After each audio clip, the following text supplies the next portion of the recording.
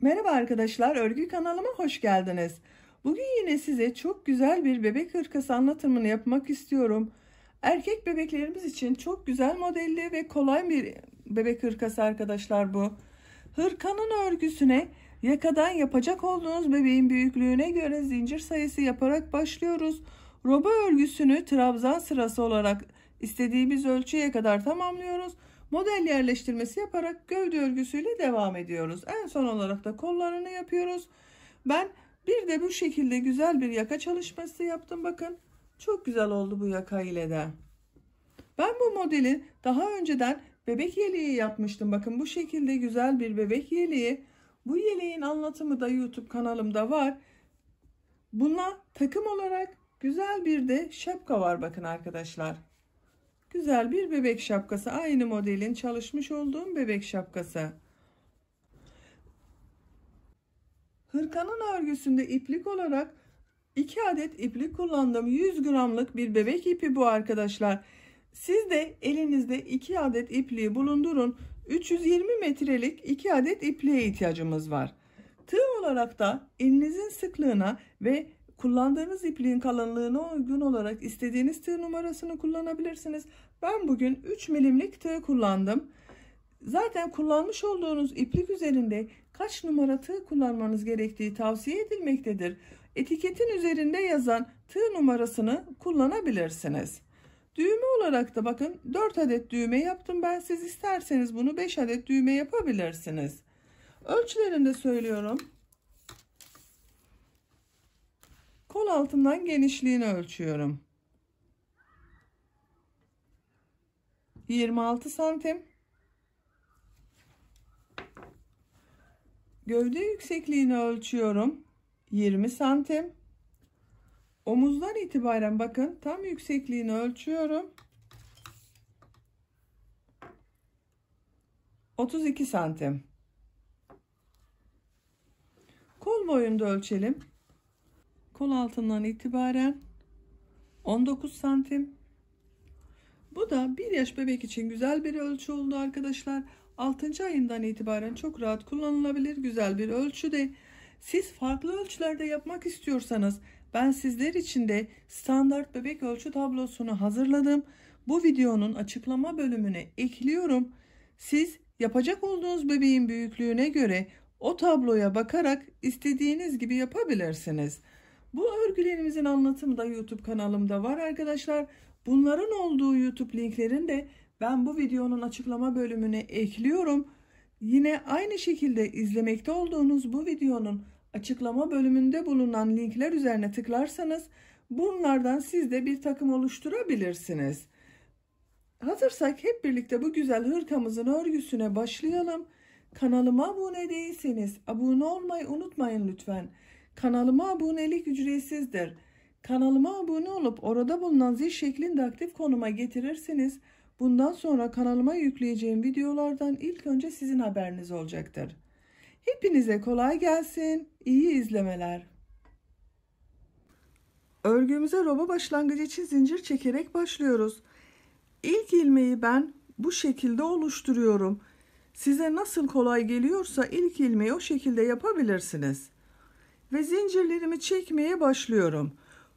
Roba başlangıcı için 70 tane zincir çekiyoruz. 70 zinciri çektim. Çekmiş olduğum bu zincirin kaç santim olduğunu ölçüyorum. Bakın başlangıca sıfıra tutuyorum. Ölçtüğüm zaman 32 santim.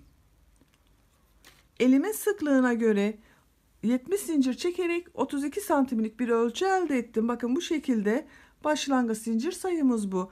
Bu ilk sıra zinciri çok sıkı çekmemeye dikkat edelim. Şimdiki sırada trabzanlar yapacağız. 1, 2, 3 zincir çekiyorum. İpi tığın üzerine alıyorum. 1, 2, 3 ilmek atlıyorum. 4.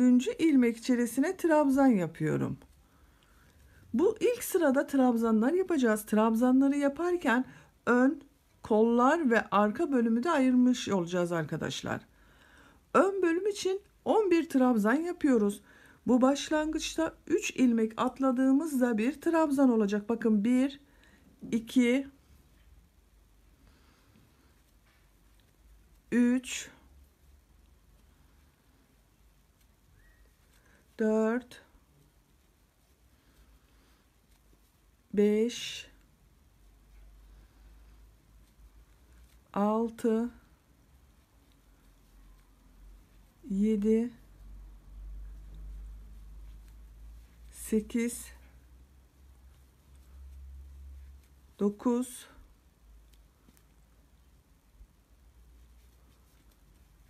10, 11. 11 trabzanı yaptım. Sayıyoruz bakın.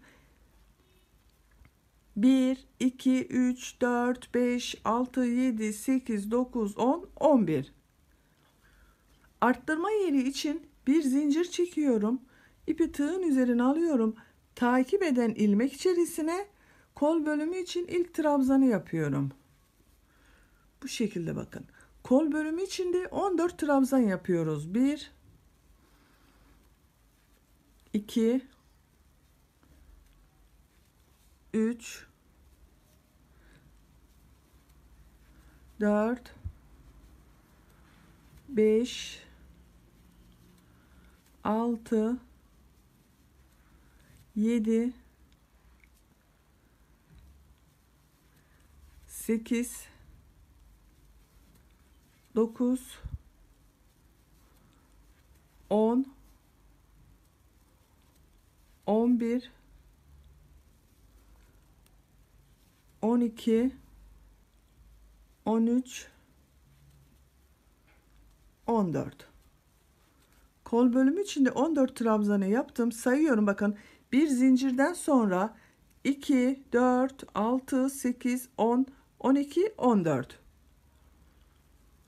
Kol ile arka bölümü ayıracak olan ayrım yeri için bir zincir çekiyorum. İpi tığın üzerine alıyorum. Takip eden ilmek içerisine arka bölüm için ilk trabzanı yapıyorum. Bakın, kol trabzanlarından sonra bir zincir çektik. Arttırma yerini belirledik. Arka bölüm için ilk trabzanı yaptık. Arka bölüm için 20 trabzan yapıyoruz. 20 tane trabzan yapıyoruz. 2, 3, 4, 5. Burayı biraz hızlı yapıyorum arkadaşlar. 6, 7, 8, 9, 10, 11, 12, 13, 14, 15, 16, 17,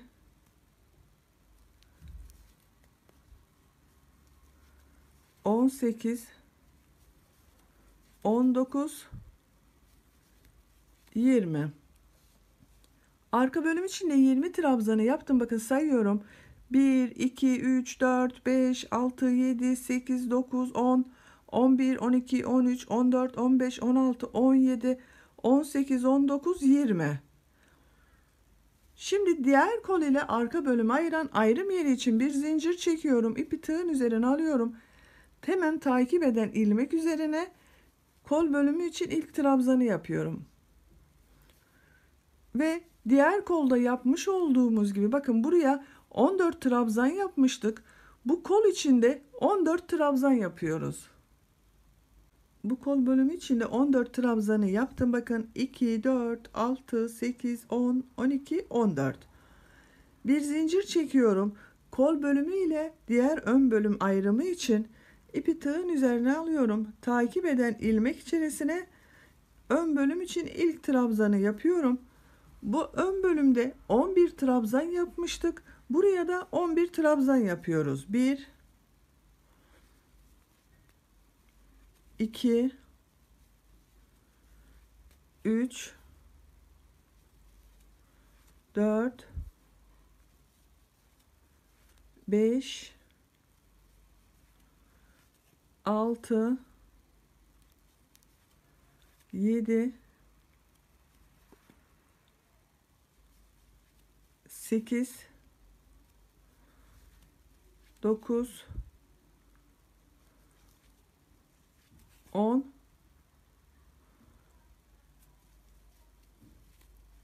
11. Bu ön bölüm içinde 11 trabzanı yaptık. Bu ilk sırada trabzanlar yaptık ve ayrım yerlerinde belirlemiş olduk. Bu sırada ön bölümler için 11 trabzan, kol bölümleri için 14 trabzan, arka bölüm için de 20 trabzan yaptık. Arttırma yerlerinde birer zincir çektik. İkinci sıradayız. İkinci sırada tekrar trabzanlar yapacağız. Bu trabzanların üzerine birer defa trabzan yapıyoruz. Arttırma yerlerinde 2 trabzan, 2 zincir, 2 trabzan yapıyoruz. İlk ilmek üzerine bir trabzan yapıyorum. Takip eden ilmekler üzerine de birer defa trabzan yapıyorum.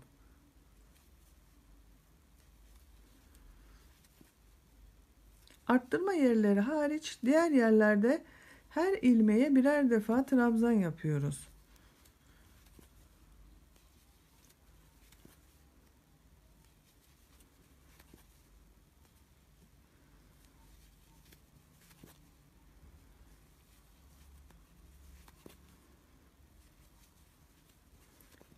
Ön bölümde bulunan ilmekler üzerine bakın, trabzanları yaptım.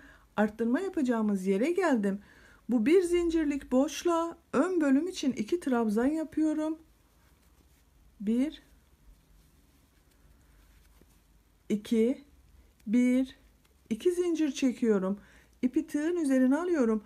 Aynı boşluk içerisine kol bölümü için 2 trabzan yapıyorum. 1, 2.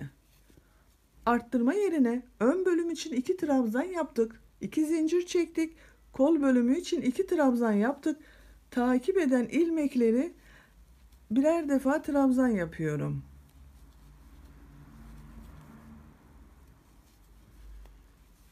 Bakın bu şekilde. Buraya kadar trabzanlara devam edelim. Kol bölümünde bulunan ilmekler üzerine bakın, birer defa trabzan yaptım. Kol ile arka bölümü ayıran ayrım yerine geldim. Bu bir zincirlik boşluğa kol bölümü için 2 trabzan yapıyorum. 1, 2, 1, 2 zincir çekiyorum.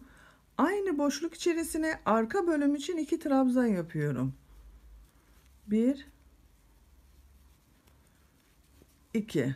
2 trabzan, 2 zincir, 2 trabzan yaptık. İpi tığın üzerine alıyorum. Arka bölümde bulunan ilmekler üzerine birer defa trabzan yapıyorum.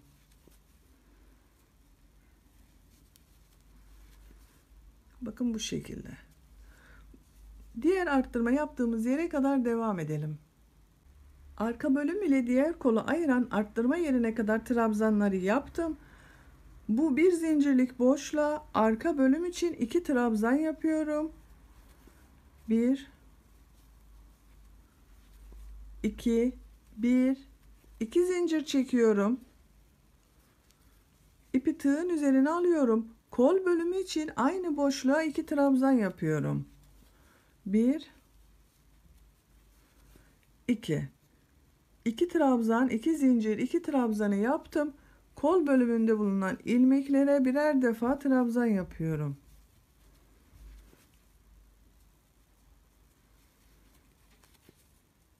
Bu şekilde. Buraya kadar devam edelim. Kol bölümünde bulunan ilmekler üzerine trabzanları yaptım. Arttırma yaptığımız yerdeyiz. Bir zincirlik boşluğa kol bölümü için 2 trabzan yapıyorum. 1, 2, 1, 2 zincir çekiyorum. Aynı boşluğa ön bölüm için 2 trabzan yapıyorum. 1, 2. Buraya da 2 trabzan, 2 zincir, 2 trabzan yaptık. Takip eden ilmekleri trabzan olarak devam ediyorum. Bu şekilde sıra sonuna kadar trabzanlara devam ediyoruz.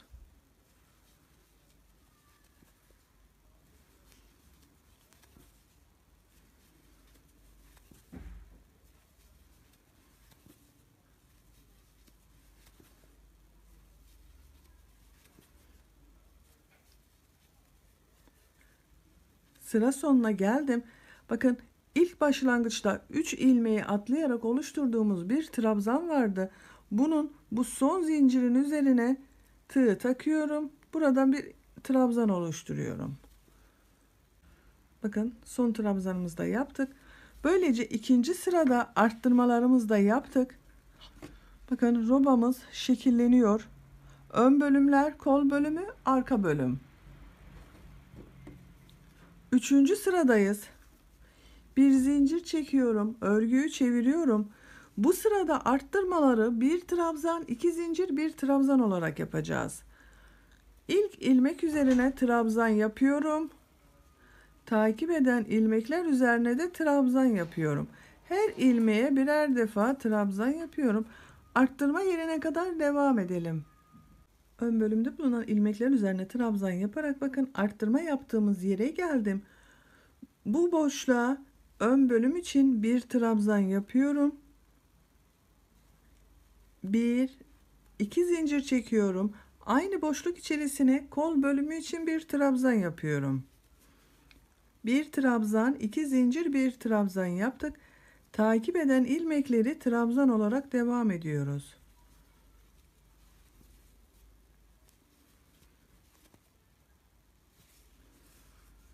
Bu arttırma yerine kadar devam edelim. Kolda bulunan ilmekler üzerine de trabzanları yaptım. Bakın kol ile arka bölümü ayıran arttırma yerine geldim. Bu boşluğa kol bölümü için bir trabzan yapıyorum. Bir, iki zincir çekiyorum. Aynı boşluk içerisine arka bölüm için bir trabzan yapıyorum. Buraya da bir trabzan, iki zincir, bir trabzan yaptık. Takip eden ilmekleri trabzan olarak devam ediyoruz. Bakın bu sırada arttırmalarımızı bir trabzan, iki zincir, bir trabzan yapıyoruz. Burada da aynısını yaptık. Bir trabzan, iki zincir, bir trabzan yaptık. Burada da bakın buraya kadar devam edelim. Burada da bir trabzan, iki zincir, bir trabzan yapalım. Kolda bulunan ilmekler üzerine de trabzanlara devam edelim.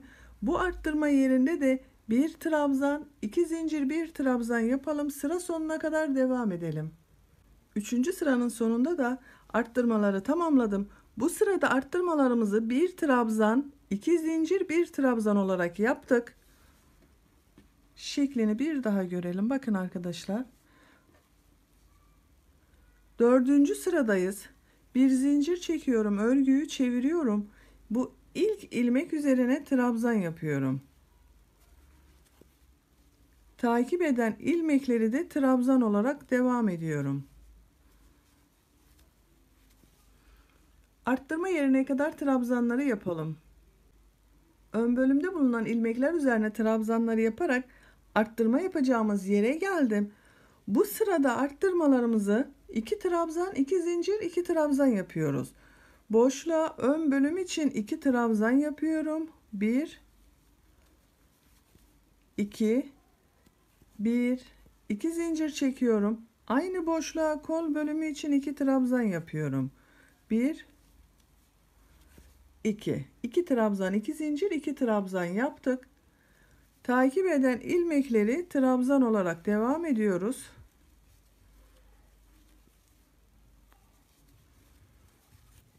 Bakın arkadaşlar.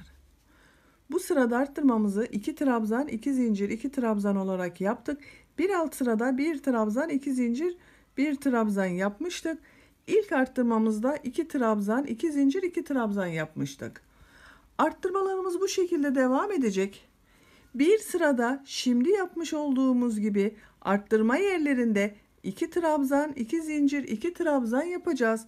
Diğer ilmeklere birer defa trabzan yapacağız.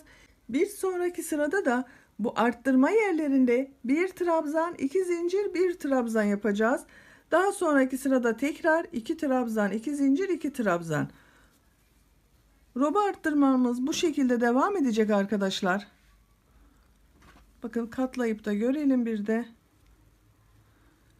Bu şekilde oluyor robamız.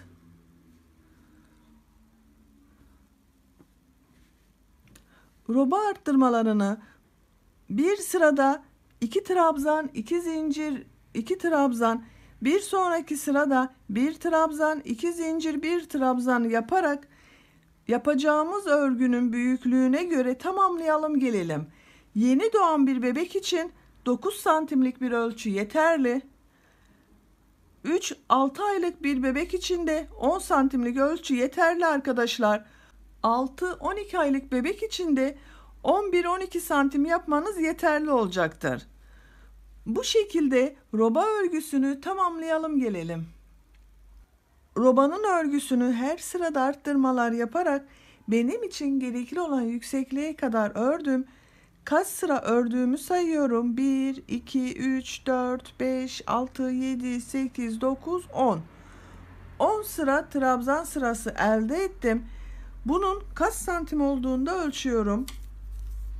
Bakın şu şekilde ölçtüğüm zaman 12 santimlik roba yüksekliği var. Robamızın şeklinde görelim. Bakın arkadaşlar böyle. 11. sıradayız. 11. sırada kolları gövdeden ayıracağız. Örgümüze artık gövde ile devam edeceğiz. 11. sırayı trabzan olarak yapıyorum. Bir zincir çekiyorum. Örgüyü çeviriyorum. İlk ilmek üzerine trabzan yapıyorum. Takip eden ilmekler üzerine de birer defa trabzan yapıyorum.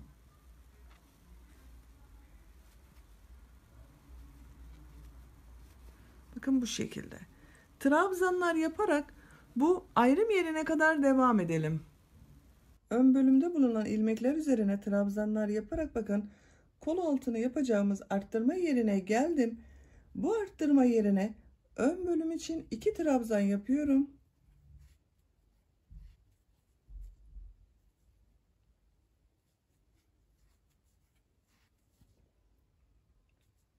Üç zincir yapıyorum kol altı için. İpliği tığın üzerine alıyorum. Kolda bulunan bütün ilmekleri atlıyorum.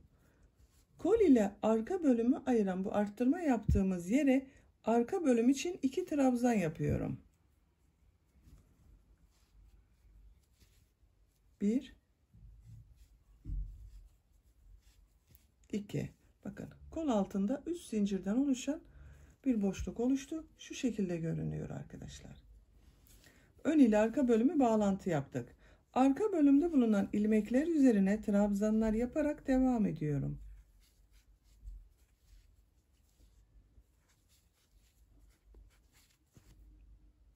Diğer kol altını yapacağımız buraya kadar devam edelim.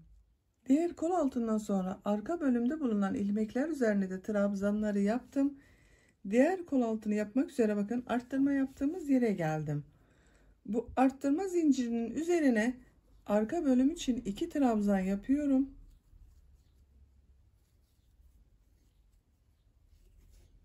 Üç zincir yapıyorum.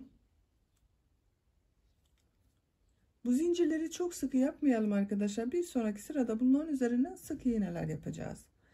İpliği tığın üzerine alıyorum. Kol bölümünde bulunan ilmekleri atlıyorum. Ön bölümün burada bulunan bak arttırma yaptığımız 2 zincirli boşluğa 2 trabzan yapıyorum. 1 2. Bakın bu kol altında hazırlamış olduk. Ön bölümde bulunan ilmekler üzerine trabzanlar yaparak devam ediyorum.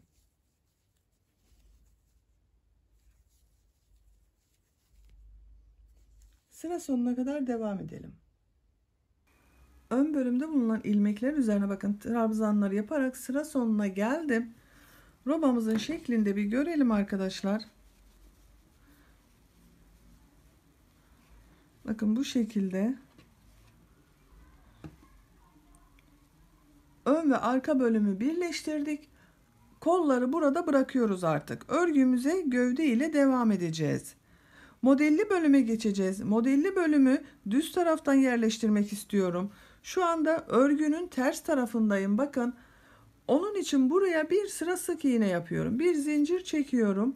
İlk ilmek üzerine sık iğne yapıyorum. Takip eden ilmekleri de sık iğne olarak devam ediyorum.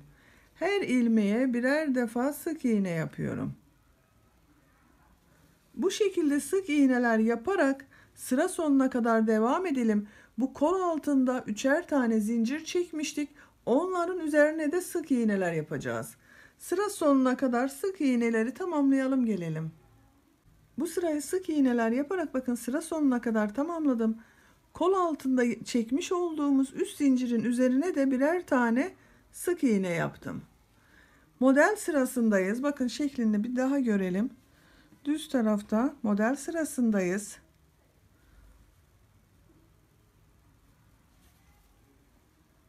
Bir zincir çekiyorum, örgüyü çeviriyorum. İlk ilmek üzerine bir trabzan yapıyorum. İpi tığın üzerine alıyorum. Bir ilmek atlıyorum.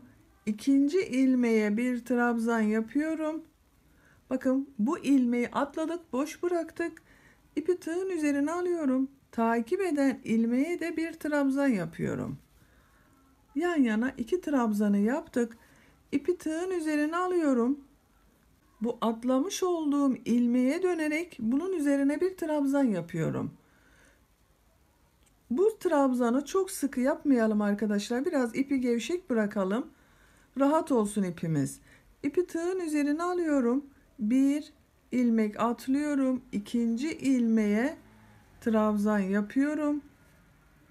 Takip eden ilmek üzerine de bir trabzan yapıyorum.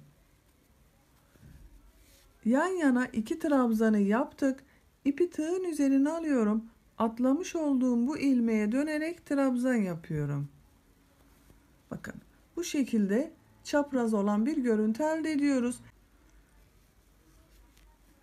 İpi tığın üzerine alıyorum. Bir ilmek atlıyorum. İkinci ve üçüncü ilmeğe trabzan yapıyorum.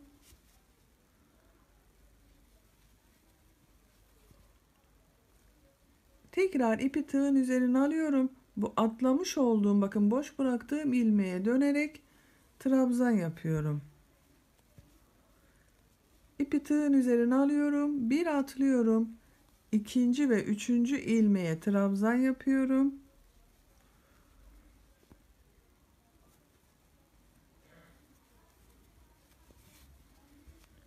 Atlamış olduğum ilmeğe dönerek trabzan yapıyorum. Bu son yaptığımız trabzanı biraz gevşek bırakarak yapalım. Bakın bu şekilde oluyor. Bir ilmek atlıyoruz. 2 ve 3. ilmeklere trabzan yapıyoruz. Tekrar geriye dönerek bu atlamış olduğumuz ilmek üzerine de bir trabzan yapıyoruz. Bu şekilde modeli oluşturuyoruz. Sıra sonuna kadar bu şekilde modellerimizi yerleştirerek devam edelim. Bu sırada da modelleri yaparak bakın sıra sonuna geldim. İpi tığın üzerine alıyorum. Bakın sonda bir ilmek var. Bu ilmeğe bir trabzan yapıyorum. Sıra başında da aynı şekilde başlarken bir trabzan ile başlamıştık. Bir trabzandan sonra modelleri yapmıştık. Sıra sonunda da bir trabzan oldu. Bu sıra başında ve sıra sonunda olan bir trabzanlar örgü bitesiye kadar devam edecek. Bakın ilk sıraya modellerimizi yerleştirdik.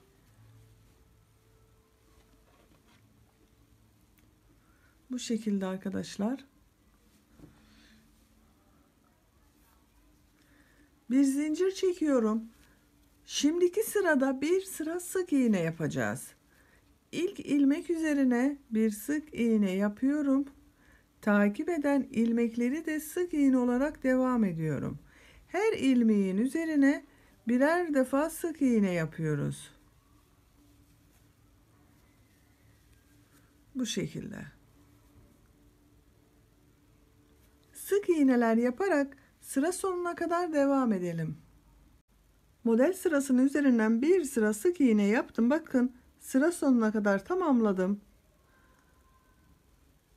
Tekrar model sırasındayız. Bir zincir çekiyorum. Örgüyü çeviriyorum. Burada yapmış olduğumuz modellerin aynısını da bu sırada yapacağız. İlk ilmek üzerine bir trabzan yapıyorum. İpi tığın üzerine alıyorum. Bir ilmek atlıyorum. İkinci ve üçüncü ilmeklere trabzan yapıyorum. Bir trabzan yaptım. Takip eden ilmek üzerine de trabzan yaptım. İki trabzanı yaptık. İpi tığın üzerine alıyorum. Atlamış olduğum bu trabzana dönerek trabzan yapıyorum. İpi tığın üzerine alıyorum. Bir ilmek atlıyorum. İkinci ilmeğe trabzan yapıyorum. Üçüncü ilmeğe de bir trabzan yapıyorum. İpi tığın üzerine alıyorum. Atlamış olduğum bu ilmeğe dönerek trabzan yapıyorum. Bir atlıyorum, ikinci ilmeğe trabzan yapıyorum. Üçüncü ilmeğe de trabzan yaptım. Atlamış olduğum ilmeğe dönerek trabzan yapıyorum. Bu şekilde arkadaşlar, bakın. Bu model sırasının tekrarını yapıyoruz. Sıra sonuna kadar devam edelim. İkinci model sırasında da modelleri yerleştirerek bakın sıra sonuna geldim. Modeller birbirini takip ediyor gördüğünüz gibi. Bir zincir çekiyorum, örgüyü çeviriyorum. Bu sırada tekrar bir sıra sık iğne yapacağız arkadaşlar. İlk ilmek üzerine sık iğne yapıyorum. Takip eden ilmekler üzerine de her ilmeğe birer defa sık iğne yapıyorum.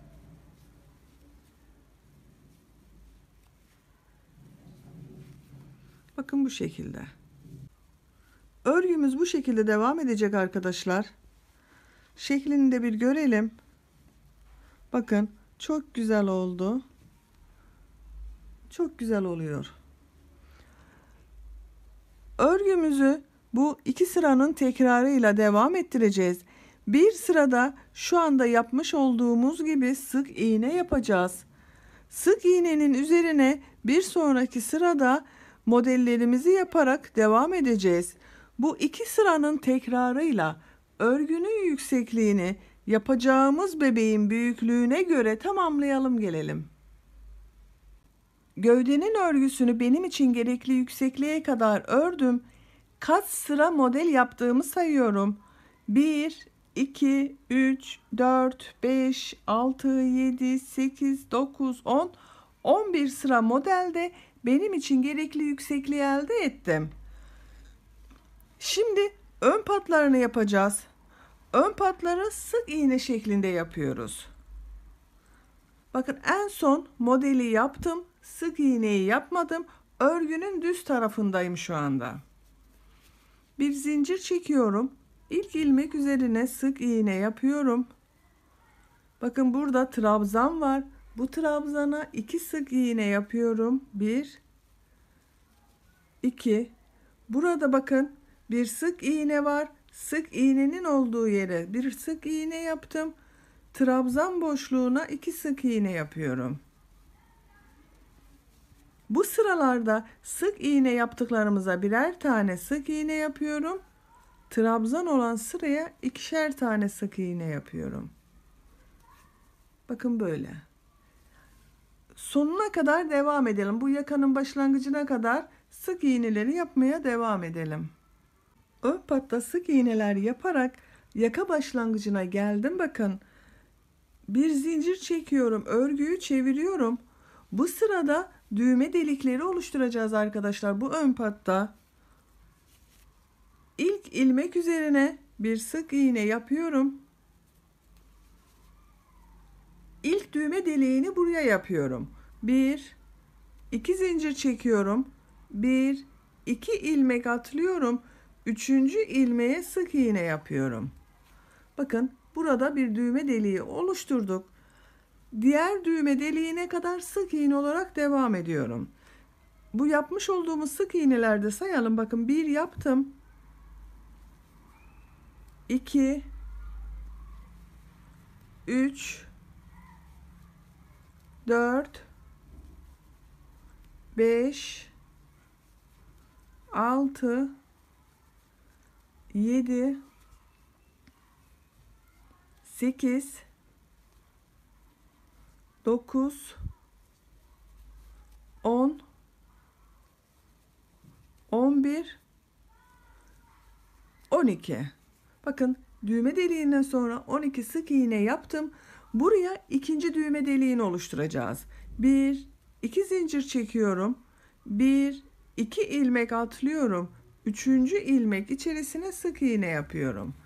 Arada bakın 1, 2 atladık, 2 zincir çektik. Ve tekrar sayıyorum. 12 tane sık iğne yapmıştık buraya. Buraya da 12 sık iğne yapacağız. 1, 2, 3, 4. Burayı hızlı yapıyorum arkadaşlar. 5, 6, 7, 8, 9, 10, 11, 12. Tekrar üçüncü düğme deliği için zincir çekiyorum. 1, 2 zincir çekiyorum. 1, 2 ilmek atlıyorum. Bakın 1, 2 atladım. Üçüncü ilmeğe sık iğne yapıyorum. Yine 12 tane sık iğne yapacağız. 1, 2, 3 düğme deliğini yaptık. 1, 2, 3, 4, 5, 6, 7, 8, 9, 10, 11, 12 sık iğneyi de bu düğme deliğinden sonra yaptım. Buraya dördüncü düğme deliğini yapıyorum. 1, 2 zincir çekiyorum. 1, 2 ilmek atlıyorum. Üçüncü ilmeğe sık iğne yapıyorum. Takip edenleri bakın az kaldı. Sık iğne olarak devam ediyoruz.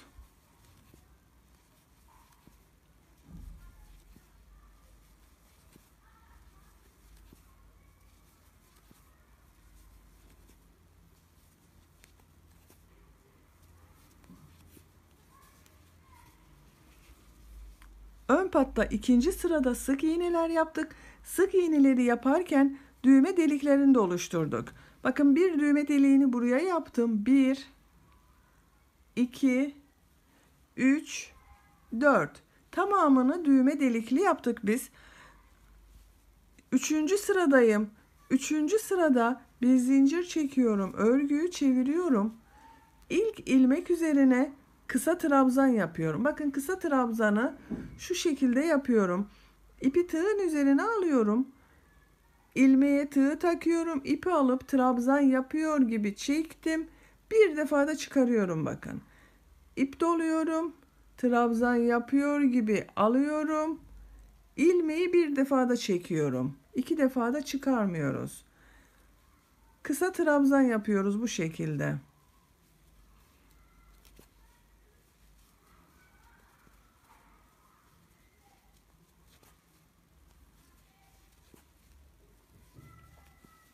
Her ilmeğe birer defa kısa trabzan yapıyorum. Bakın düğme deliğinin olduğu yere geldim. Burada 2 zincir çekmiştik. Bu 2 zincirli boşluğa 2 tane kısa trabzan yapıyorum. 1, 2. Takip edenleri her ilmeğe birer tane kısa trabzan yapıyorum.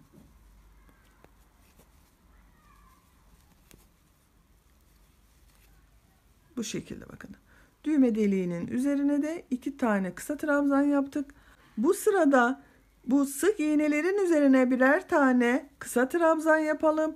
Bu 2 zincir yaptığımız boşluklara da 2'şer tane kısa trabzan yaparak yakanın bu ucuna kadar devam edelim. Kısa trabzanlar yaparak bakın yakanın başlangıç noktasına kadar geldim. Böylece ön patın örgüsünde bitirmiş olduk. Bu ön patta 1, 2, 3, 4 tane düğme deliği yaptık bakın. Diğer ön pata da aynısını yapacağız. Ama oraya düğme deliği yapmayacağız. 2 sıra sık iğne, 1 sıra kısa trabzan yapacağız. Oraya gidebilmek için boynun çevresinde 1 sıra sık iğne yapıyoruz. Bakın hiç zincir çekmeden aynı ilmek içerisine bir sık iğne yapıyorum. Takip eden ilmeğe sık iğne yapıyorum. Gördüğüm bütün ilmeklere birer defa sık iğne yapıyorum.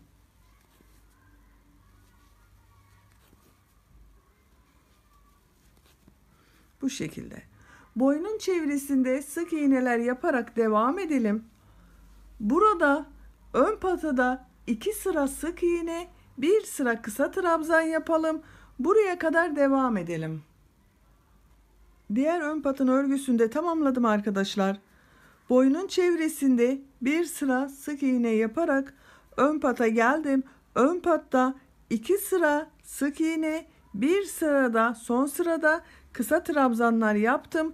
Diğer ön patta da aynısını yapmıştık. Buraya düğme delikleri oluşturmuştuk. Buraya düğme deliği oluşturmadım, düz yaptım bakın. Böylece ön patların örgüsünü bitirmiş olduk. Bakın bu şekilde olacak. Bu düğme deliklerinin tam karşısına denk gelen yerlere düğmelerini dikeceğiz. Bakın uç noktasındayız. Etek ucunda lastik bölümünü yapacağız. Bir zincir çekiyorum. Bakın bu ilk ilmek üzerine trabzan yapıyorum. Takip eden ilmek üzerine de bir trabzan yapıyorum. Bu sırayı bir sıra trabzan yapacağız arkadaşlar. Bakın her ilmeğe birer defa trabzan yapıyorum.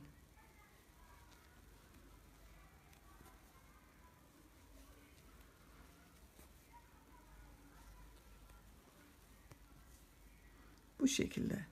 Sıra sonuna kadar bakın diğer uca kadar trabzanlar yaparak devam edelim. Bir sıra trabzan yaparak diğer uç noktasına geldim bakın. Buradan trabzanlara başladık. Bütün ilmeklere birer defa yaptım. Buraya kadar geldim. Şimdiki sırada lastik örgüsü yapacağız. Bu sırada yine trabzanlar yapacağız. Trabzanları bir düz bir ters boşluklardan alarak trabzan yapacağız. 1 2 zincir çekiyorum. Örgüyü çeviriyorum. İpi tığın üzerine alıyorum. Bakın bu görmüş olduğum trabzanı tepe noktasına batarak yapmıyorum. Trabzanı boşluktan alıyorum. Buna trabzan yapıyorum. İpi tığın üzerine alıyorum. Takip eden, bakın bunu ters taraftan yine aynı şekilde boşluktan alıp trabzan yapıyorum. Düzden bakın boşluğa tığ taktım. İlmek alıp çekiyorum. Buraya trabzan yapıyorum. Takip edeni ters taraftan boşluktan alıp trabzan yapıyorum. Düz taraftan boşluktan alıp trabzan yapıyorum. Ters taraftan boşluktan alıp trabzan yapıyorum.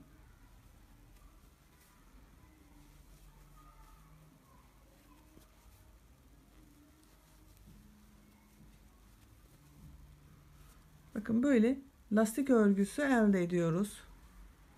Bu sırayı da bu şekilde devam ettireceğiz arkadaşlar. Trabzanları bir düz bir ters boşluklardan alıp yaparak sıra sonuna kadar devam edelim. Bu sırada lastik yapabilmek için trabzanları bir düz bir ters boşluklardan alıp trabzan yaparak sıra sonuna kadar geldim. En son yapmış olduğum bakın düz tarafta benden taraftan yapmış olduğum trabzan, ipi tığın üzerine alıyorum. Son bir ilmek kaldı burada. Bu ilmeği tepe noktasına batıyorum. Trabzan yapıyorum. Sıra başında da bir ilmeği bakın burada 2 zincir çekmiştik. Bu bir trabzan olmuştu. Burada da düz olması için bunun tepe noktasına battık.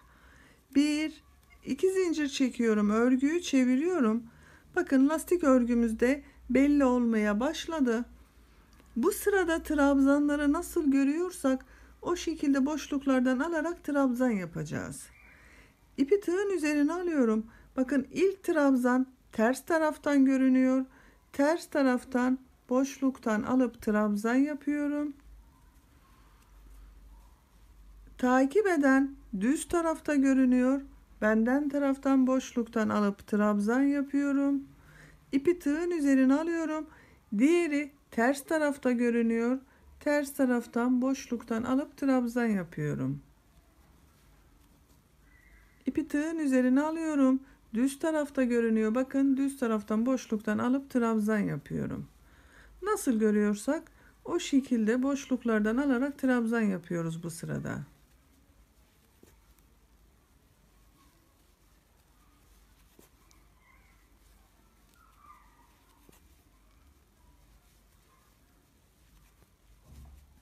Bakın arkadaşlar, bu şekilde görünüyor.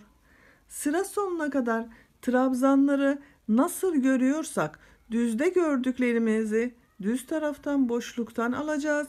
Ters tarafta gördüklerimizi ters taraftan boşluktan alıp trabzan yaparak diğer uca kadar devam edelim. Hırkanın lastik örgüsünü ben bakın 3 sıra olarak tamamladım. İlk sıra trabzan yaptım. İkinci sırada bir ters bir düz boşluklardan alıp trabzan yaptım. Üçüncü sırada da nasıl görüyorsam o şekilde boşluktan alıp trabzan yaptım. Bu görüntü benim için yeterli. Görelim bir şeklini. Bakın arkadaşlar, bu şekilde görünüyor. Siz isterseniz bir sıra daha nasıl görüyorsan o şekilde boşluktan alıp trabzan yapabilirsiniz. Tamamen tercihinize kalmıştır. Ben ipimi burada kesiyorum.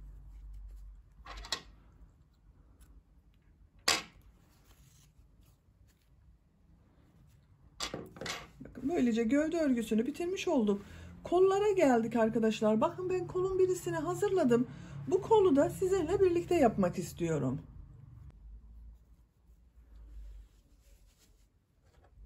Kol altında yapmış olduğumuz bu ilmekten bakın bir ilmek çektim. Buraya bir defa düğüm atalım. Daha sağlam olsun arkadaşlar. Bakın aynı ilmekten bir ilmek çıkarıyorum. Bu sırada bir sıra trabzan yapacağız. Bakın bu robanın birleştirirken oluşturmuş olduğumuz trabzan sırasının devamı olarak kolda da devam edeceğiz arkadaşlar. İpi tığın üzerine alıyorum. Bakın bu şekilde alıyorum.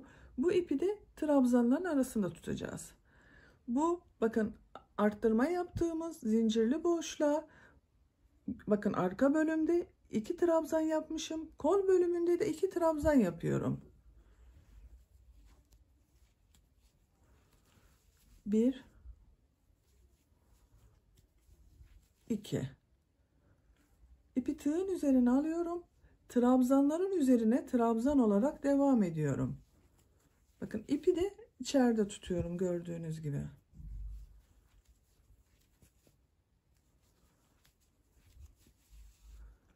Kolda bulunan ilmekler üzerine trabzanlar yaparak devam edelim. Kolda bulunan ilmekler üzerine bakın trabzanları yaparak kol altının olduğu yere geldim. Burada da bakın bu arttırma yaptığımız boşluğa kol bölümü için 2 trabzan yapıyorum. 1 2 En son yapmış olduğum ilmek ile bakın bu kol altında başlamış olduğum ilmeği kaydırma yaparak birleştiriyorum. Görüntü olarak bakın görüntüsü böyle düzgün oldu. Devamı oldu gördüğünüz gibi. Robayı burada bitirmiş olduk. Şimdi modelleri yerleştirme sırasına geldi. Gövdede yaptığımız modeli kolda yapacağız arkadaşlar. Bakın bunun gibi. Modelden önce bir sıra sık iğne yapıyorduk. Buraya da örgü değişmesin diye bir sıra sık iğne yapalım. Görüntü aynı olsun. Bakın bir zincir yapıyorum. Örgüyü çeviriyorum.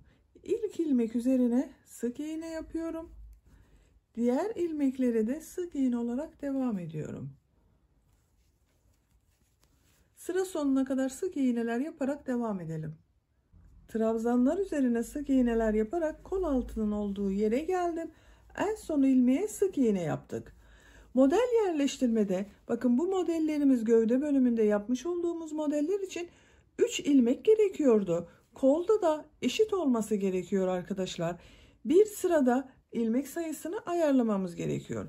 Benim toplam bir sırada şu anda 46 ilmek var. Model için 3 ilmek gerekiyor. 3'ün katları olacak. Bunun ya 45 ya 48 olması gerekiyor. Ben dar olsun istemiyorum. 45'te bir tane eksiltme yaparak 45 ile bir eksik modelde yapabilirim. Ama ben biraz rahat olsun istiyorum kolu. Onun için bu ilmek sayımı 48 yapmak istiyorum. Bakın buraya da bir sık iğne yapıyorum. 47 ilmek oldu. İlk başlangıç ilmeği ile kaydırma yaparak sırayı bakın birleştirdim. 1 2 zincir yapıyorum. Örgüyü çeviriyorum. Şimdi bakın bu 3 trabzandan oluşan çapraz görüntülü modelimizi yapacağız. İpi tığın üzerine alıyorum. Bu modelde bir atlıyorduk. İkinci üçüncü ilmeğe trabzan yapıyorduk. Atlamış olduğumuz trabzana geri dönüş yapıyorduk. Bakın bu ilk ilmeği atlıyorum. Buraya yapmıyorum. İkinci ve üçüncü ilmeklere trabzan yapıyorum. 1 2. İpi tığın üzerine alıyorum. Bakın bu 2 zincir yaptığım ilmeğe trabzan yapıyorum geriye dönerek. Gövdede yapmış olduğum modeli yapıyorum. İpi tığın üzerine alıyorum. Bir ilmek atlıyorum. 2 ve 3. ilmeklere trabzan yapıyorum. 1 2.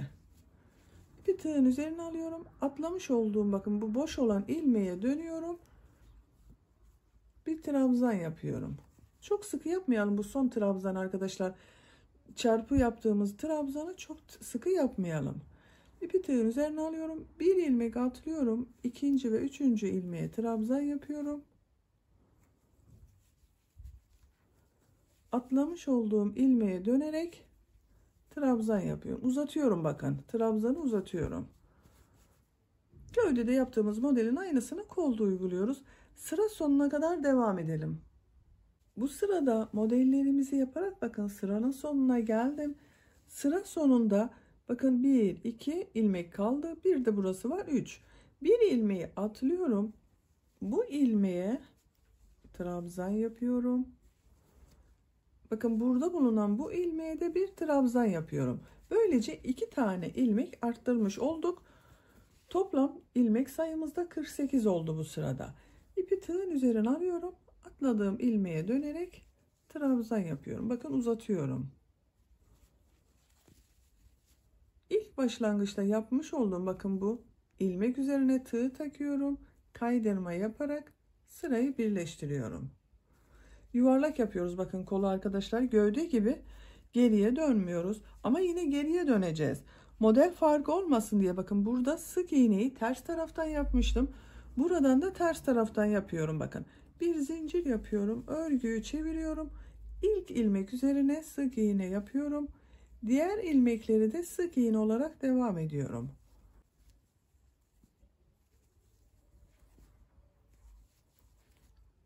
Sık iğneler yaparak devam edeceğiz. Bir sırada kolda kaç model yaptığımızda sayalım. Bakın işaret takalım.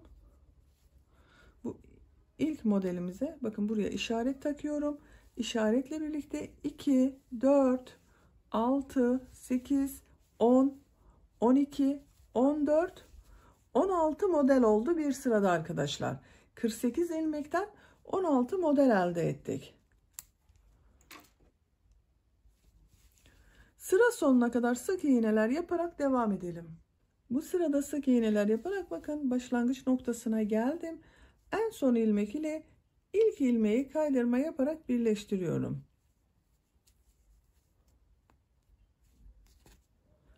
Bir, iki zincir yapıyorum. Örgüyü çeviriyorum. Tekrar model yerleştireceğiz bu sırada arkadaşlar. Bakın bu ilk ilmeği atlıyorum. 2 ve 3. ilmeğe trabzan yapıyorum. 1 2 atlamış olduğum ilmeğe dönerek uzun trabzan yapıyorum.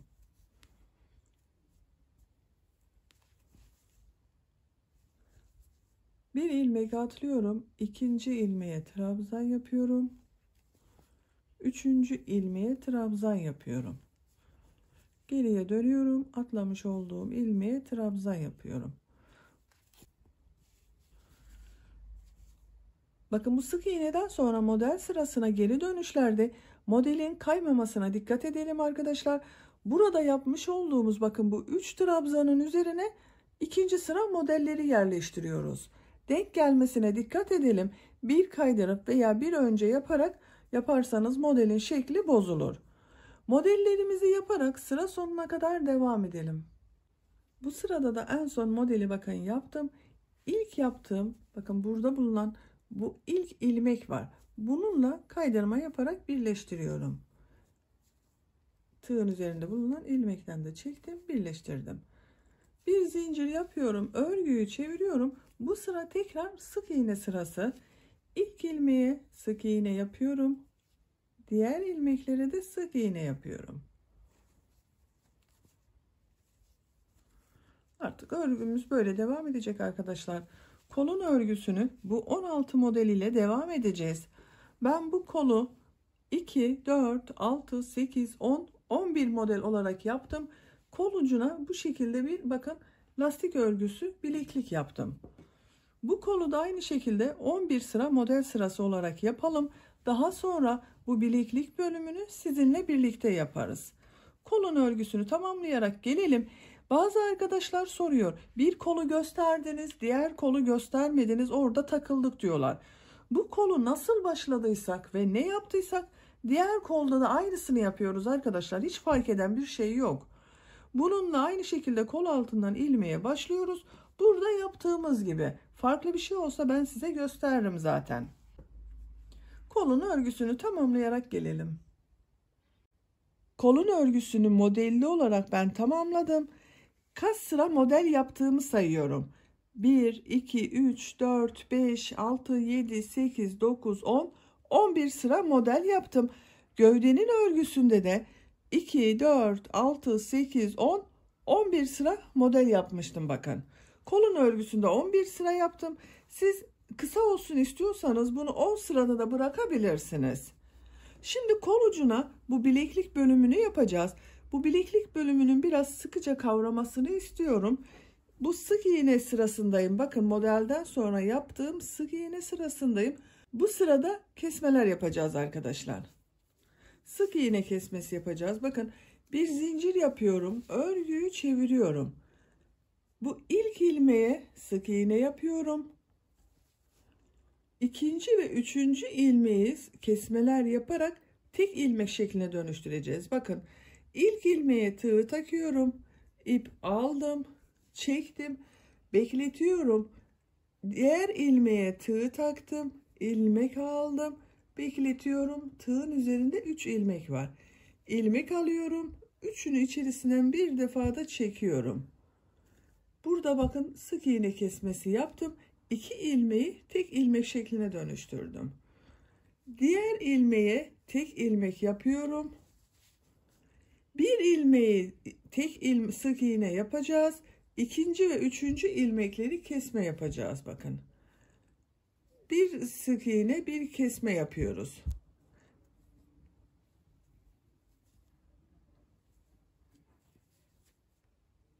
Bakın bunu tek sık iğne yapıyorum. Bu ikisini kesme yapıyorum.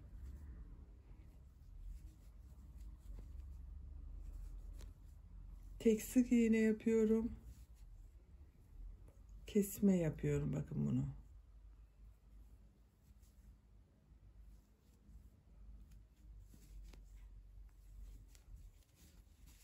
Burada bakın eksiltmeler yapıyoruz. Sıra sonuna kadar bir ilmeğe sık iğne yapalım. Diğer 2 ilmekte kesme işlemi yaparak devam edelim.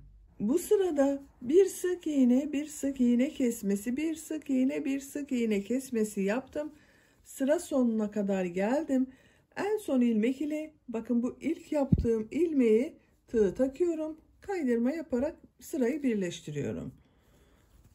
Bakın burası biraz toparladı. Şimdi bu bileklik bölümünü yapmak için bakın bu bir ters bir düz örgüleri yapacağız. Onun için trabzan yapacağız. 1 2 zincir yapıyorum. Örgüyü çeviriyorum. Artık örgümüze düz devam edeceğiz. Bu ilk ilmek içerisine trabzan yapıyorum. Diğer ilmekleri de trabzan olarak devam ediyorum. Bu sırada bir sıra trabzan yapacağız. Bir sonraki sırada bir düz bir ters trabzanlar yapacağız. Bakın her ilmeğe birer defa trabzan yapıyorum.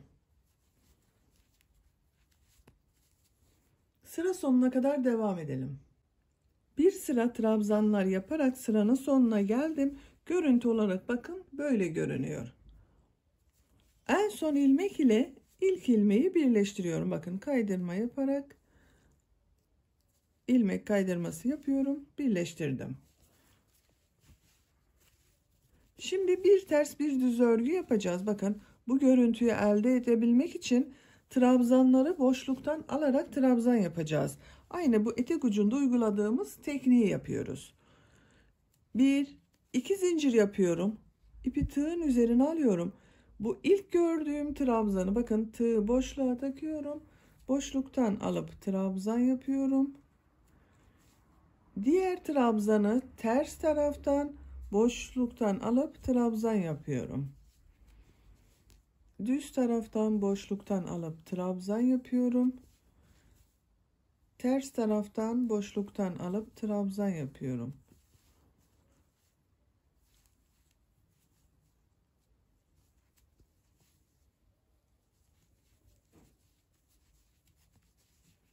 Sıra sonuna kadar devam edelim. Bu sırada trabzanları bir düz bir ters boşluklardan alıp trabzan yaparak sıra sonuna kadar geldim. En son ilmeği bakın düz taraftan boşluktan alarak trabzan yaptım. Bu son ilmek ile ilk ilmeği ilmek kaydırması yaparak birleştiriyorum. Bakın birleştirdik. Sıra başında bu 2 zincir yaptığımızda ters tarafta görünen trabzan oldu bakın. 2 zincir yapıyorum. Bir üst sıraya çıkmak için. Bakın bu sırada trabzanları nasıl görüyorsan o şekilde boşluklardan alarak trabzan yapacağız. İlk gördüğüm bakın düz taraftan görünüyor. Düz taraftan boşluktan alıp trabzan yapıyorum. Ters tarafta görünüyor. Ters taraftan boşluktan alıp trabzan yapıyorum. Düz tarafta görünüyor. Düz taraftan boşluktan alıp trabzan yapıyorum. Böyle. Bu sırada trabzanları nasıl görüyorsan o şekilde boşluktan alarak trabzan yapalım. Sıra sonunda ilk ilmek ile ilmek kaydırması yaparak birleştirelim. Bir sıra daha nasıl görüyorsan o şekilde boşluktan alarak trabzan yapalım. Ben bunu bakın 1, 2, 3, 4 lastik görünümü yaptım. Siz de isterseniz 3 lastik görünümü yapabilirsiniz. 4 lastik görünümü yapabilirsiniz. 5 yapabilirsiniz. Tercihinize göre bu sıra sayısını tamamlayalım. Kol bilekliğini ben bakın tamamladım. İpi burada kesiyorum.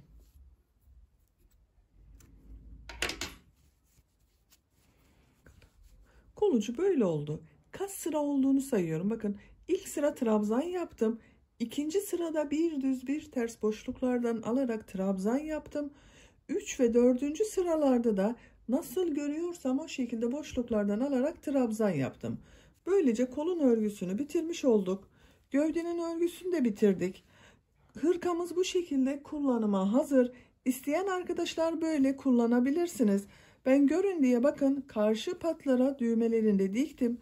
Burada yapmış olduğumuz bu düğme deliklerinin tam karşısına gelen yerlere düğmelerini diktim.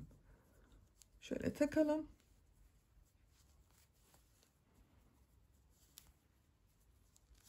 Bakın arkadaşlar. İsteyen arkadaşlar bu şekilde kullanabilirsiniz. Ama ben bu hırkaya yaka çalışması yapmak istiyorum. Yakanın örgüsü için bu boyunun çevresinde yapmış olduğum sık iğneleri kullanacağız. Düğmesini açalım, daha rahat yaparız.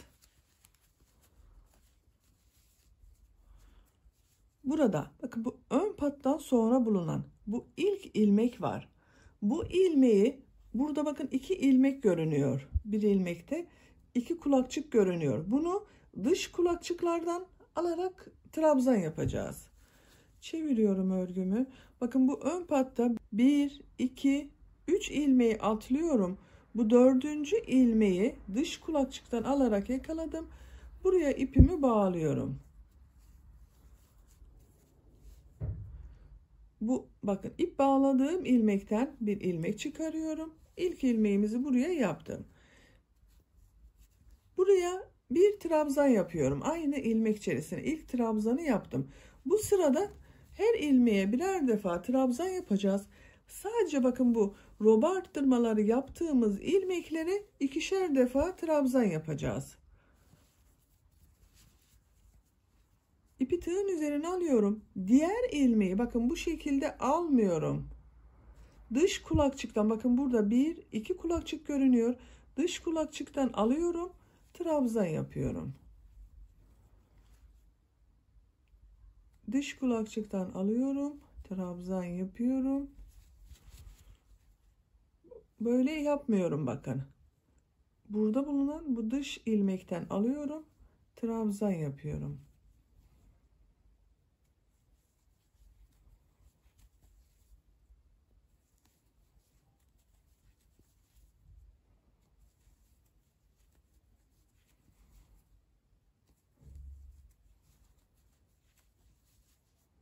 Her ilmeğe birer defa trabzan yapıyorum.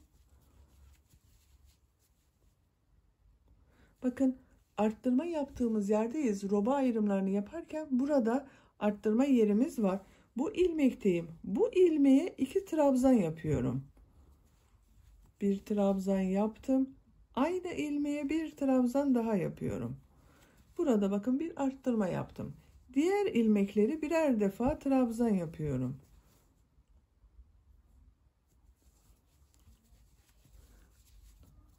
Bu arttırma yerine kadar devam edelim. Orayı bir daha göstermek istiyorum. Diğer roba ayrımının olduğu yere geldim. Burada bakın 2 trabzan yapmıştım. Buraya da 2 trabzan yapıyorum. Bu ilmeğe 2 trabzan yapıyorum.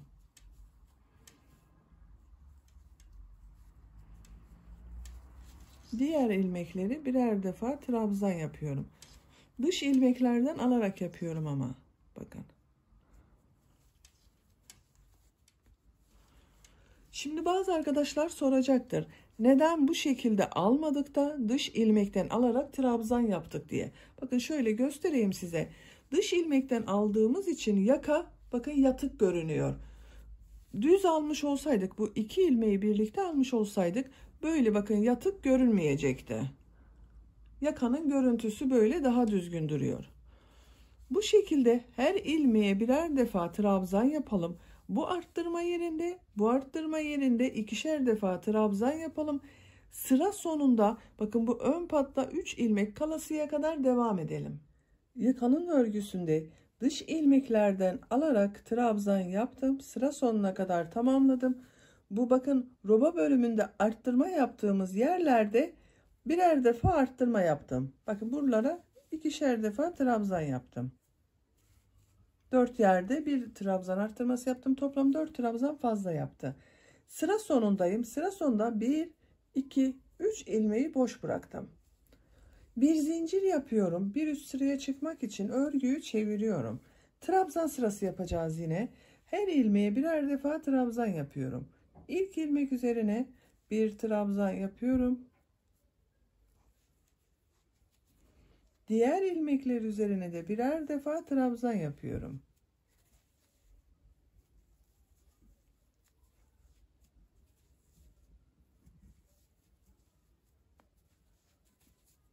Sıra sonuna kadar devam edelim. Yakanın ikinci sırasında da her ilmeğe birer defa trabzan yaparak sıra sonuna kadar tamamladım. Bakın görüntü olarak böyle arkadaşlar. Artık yakanın örgüsü bu trabzan sayısıyla devam ediyor. Bir zincir yapıyorum, örgüyü çeviriyorum. Üçüncü sıradayız. İlk ilmek üzerine yine bir trabzan yapıyorum. Diğer ilmekleri de trabzan yaparak devam ediyorum.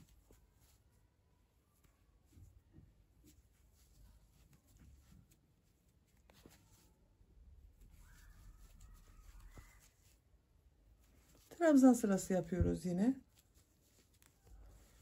Bu şekilde yakanın örgüsünü bu şekilde devam edeceğiz arkadaşlar. Sıra sonuna kadar devam edelim. Sıra sonunda yine bir zincir yapıp bir üst sıraya çıkalım. Bu şekilde 5-6 sıra olarak yakanın örgüsünü trabzan sırası yaparak devam edelim.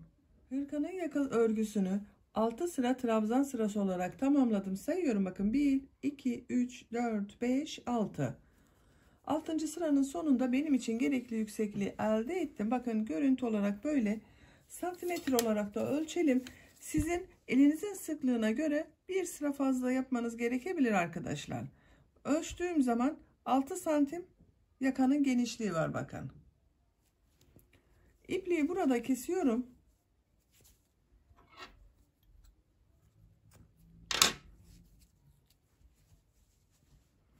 Şimdi bu yakanın çevresinden bir sırada sık iğne yapıyorum ben.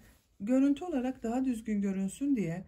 Yakanın bu başlangıç noktasında Bakın düz tarafından yapıyorum. Yakanın bu başlangıç noktasına tığ takıyorum. Bir ilmek oluşturuyorum. Bakın çektim. Bir zincir yaptım, sağlamlaştırdım. Sık iğne yapıyorum. Bakın trabzan sırası görünüyor. Sık iğne yaptım. Diğer ilmeğe sık iğne yaptım. Trabzan sırasına sık iğne yapıyorum.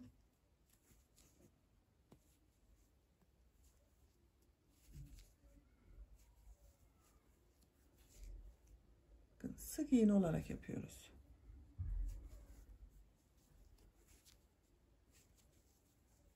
İpliğin ucunda içeride tutuyorum. Kaybediyorum. Bakın hiç belli olmayacak.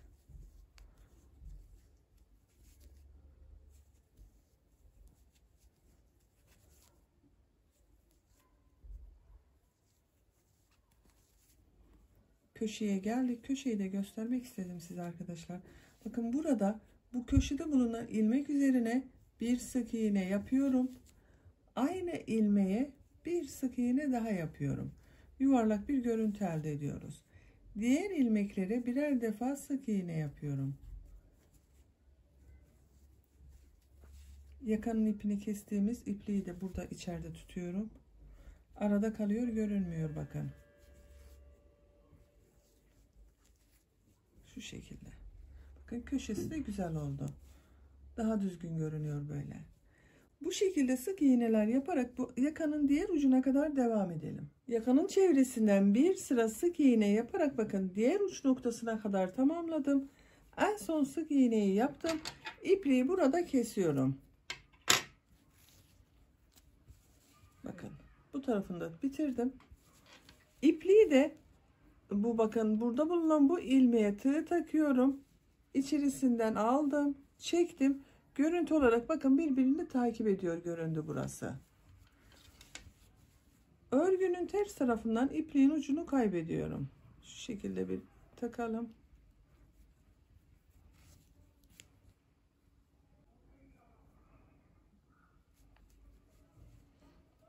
Bakın yakanın tersine gelen yerden çekiyorum. Böylece hırkamızın yakasını da yaptık. Örgüsünü bitirmiş olduk. Şu şekilde düğmelerini de takalım.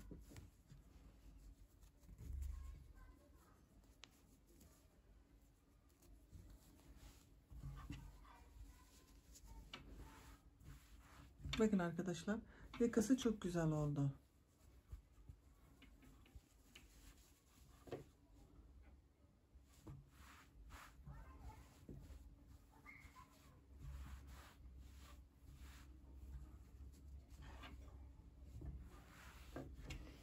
Böylece hırkamızın örgüsünü tamamen bitirmiş oldum.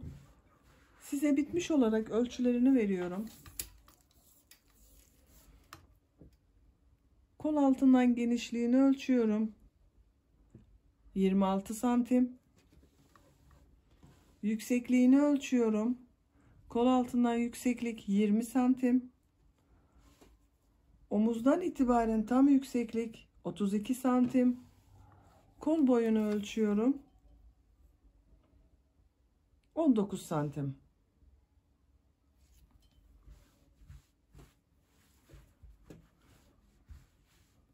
Böylece bir örgü anlatımımızın da sonuna gelmiş olduk. Beni dinlediğiniz ve izlediğiniz için hepinize çok teşekkür ederim. Kanalıma abone değilseniz abone olmayı unutmayın lütfen. Kanalıma abonelik ücretsizdir. Kanalıma abone olup orada bulunan zil şeklinde aktif konuma getirirseniz bundan sonra kanalıma yükleyeceğim videolardan ilk önce sizin haberiniz olacaktır. Sizlerle yeni örgülerde görüşmek dileğiyle. Hoşça kalın, sevgiyle kalın.